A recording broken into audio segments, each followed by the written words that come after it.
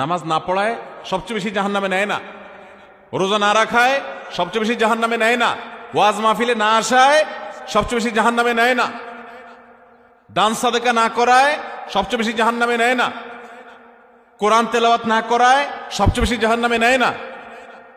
তাহলে কিসের সবচেয়ে বেশি জাহান্নামে নেয় মানুষকে? সুইলা রাসূলুল্লাহ সাল্লাল্লাহু আলাইহি সাল্লাম আন আকসার মা ইউদখিলুন নাস আন-নার, মানুষকে সবচেয়ে বেশি জাহান্নামে নেয় কোন জিনিসে জিজ্ঞাসা করা হয়েছে।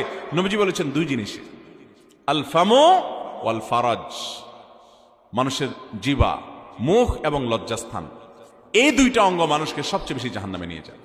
সবচেয়ে বেশি জাহান্নামে নিবে এই দুইটা অঙ্গ। নামাজ পড়ে, দাঁড়িয়েও আছে, কিন্তু ফেসবুকে তলে তলে জেনা করে, চ্যাট করে, এটা তো জেনা। মানে সে কারোর প্রতি আসক্ত, হারাম রিলেশন হয়ে গেছে, এটা মহামারীর আকার ধারণ করে। সবচেয়ে বেশি মানুষ জাহান্নামে যাবে এই পাপের কারণে, অপরাধের কারণে।